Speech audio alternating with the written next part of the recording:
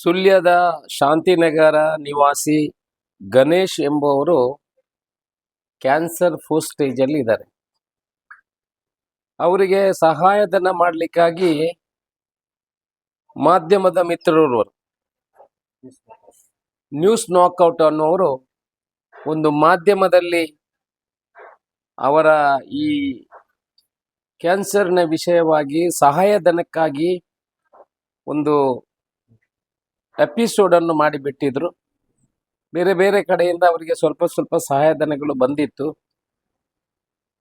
ಆಗ ಅವರ ಹೆಂಡತಿಗೆ ನನ್ನ ಹೆಸರಿನಲ್ಲಿ, ಅಶೋಕ್ ಕುಮಾರ್ ಅವರ ಹೆಸರಿನಲ್ಲಿ ಫೋನ್ ಮಾಡಿ, ಅದಕ್ಕೆ ಟ್ಯಾಕ್ಸ್ ಕಟ್ಟಲಿಕ್ಕಿದೆ, ಅವರು 3 ಲಕ್ಷ ಕೊಡ್ಲಿಕ್ಕೆ ಹೇಳಿದ್ದಾರೆ, ಟ್ಯಾಕ್ಸ್ ಕಟ್ಟಲಿಕ್ಕಿದೆ ಅಂತ ಹೇಳಿ ಅವರಿಗೆ ದಾನಿಗಳಿಂದ ಬಂದಂತ ಸುಮಾರು 22,500 ರೂಪಾಯಿಗಳನ್ನು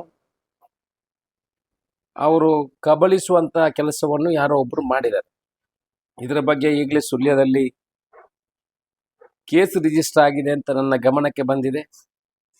ಇದನ್ನು ಕೂಡ ನಾಕ್ಔಟ್ ಏನು ಟಿವಿಯ ಚಾನೆಲ್ನವರು ಇದ್ದಾರೆ, ಅವರು ಅದನ್ನು ಕೂಡ ಪ್ರಸಾರ ಮಾಡಿದ್ದಾರೆ. ಇದು ನನ್ನ ಗಮನಕ್ಕೆ ಬಂದಿದೆ.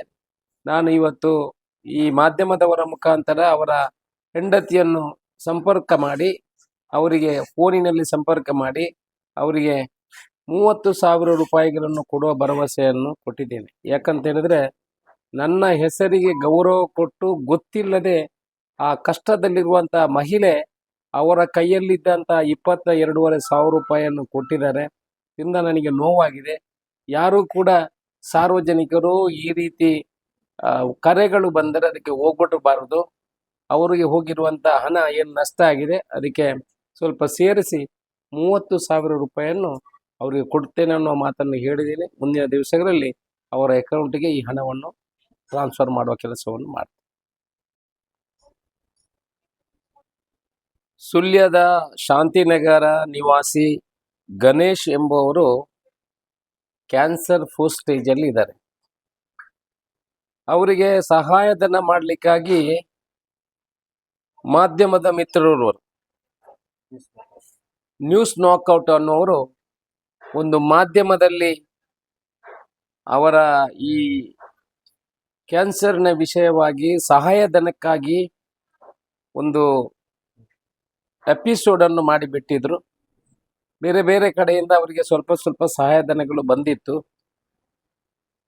ಆಗ ಅವರ ಹೆಂಡತಿಗೆ ನನ್ನ ಹೆಸರಿನಲ್ಲಿ, ಅಶೋಕ್ ಕುಮಾರ್ ಅವರ ಹೆಸರಿನಲ್ಲಿ ಫೋನ್ ಮಾಡಿ, ಅದಕ್ಕೆ ಟ್ಯಾಕ್ಸ್ ಕಟ್ಟಲಿಕ್ಕಿದೆ, ಅವರು 3 ಲಕ್ಷ ಕೊಡ್ಲಿಕ್ಕೆ ಹೇಳಿದ್ದಾರೆ, ಟ್ಯಾಕ್ಸ್ ಕಟ್ಟಲಿಕ್ಕಿದೆ ಅಂತ ಹೇಳಿ ಅವರಿಗೆ ದಾನಿಗಳಿಂದ ಬಂದಂತ ಸುಮಾರು 22,500 ರೂಪಾಯಿಗಳನ್ನು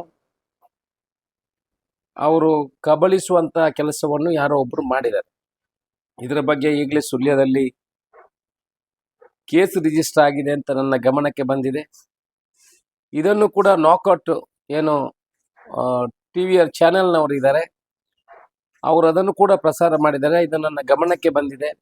ನಾನು ಇವತ್ತು ಈ ಮಾಧ್ಯಮದವರ ಮುಖಾಂತರ ಅವರ ಹೆಂಡತಿಯನ್ನು ಸಂಪರ್ಕ ಮಾಡಿ, ಅವರಿಗೆ ಫೋನಿನಲ್ಲಿ ಸಂಪರ್ಕ ಮಾಡಿ ಅವರಿಗೆ 30,000 ರೂಪಾಯಿಗಳನ್ನು ಕೊಡುವ ಭರವಸೆಯನ್ನು ಕೊಟ್ಟಿದ್ದೇನೆ. ಯಾಕಂತ ಹೇಳಿದ್ರೆ, ನನ್ನ ಹೆಸರಿಗೆ ಗೌರವ ಕೊಟ್ಟು ಗೊತ್ತಿಲ್ಲದೆ ಆ ಕಷ್ಟದಲ್ಲಿರುವಂಥ ಮಹಿಳೆ ಅವರ ಕೈಯಲ್ಲಿದ್ದಂಥ 22,500 ರೂಪಾಯಿಯನ್ನು ಕೊಟ್ಟಿದ್ದಾರೆ. ಇದರಿಂದ ನನಗೆ ನೋವಾಗಿದೆ. ಯಾರೂ ಕೂಡ ಸಾರ್ವಜನಿಕರು ಈ ರೀತಿ ಕರೆಗಳು ಬಂದರೆ ಅದಕ್ಕೆ ಹೋಗ್ಬಿಟ್ಟಬಾರದು. ಅವರಿಗೆ ಹೋಗಿರುವಂಥ ಹಣ ಏನು ನಷ್ಟ ಆಗಿದೆ ಅದಕ್ಕೆ ಸ್ವಲ್ಪ ಸೇರಿಸಿ 30,000 ರೂಪಾಯಿಯನ್ನು ಅವರಿಗೆ ಕೊಡ್ತೇನೆ ಅನ್ನೋ ಮಾತನ್ನು ಹೇಳಿದ್ದೀನಿ. ಮುಂದಿನ ದಿವಸಗಳಲ್ಲಿ ಅವರ ಅಕೌಂಟಿಗೆ ಈ ಹಣವನ್ನು ಟ್ರಾನ್ಸ್ಫರ್ ಮಾಡುವ ಕೆಲಸವನ್ನು ಮಾಡ್ತೀನಿ.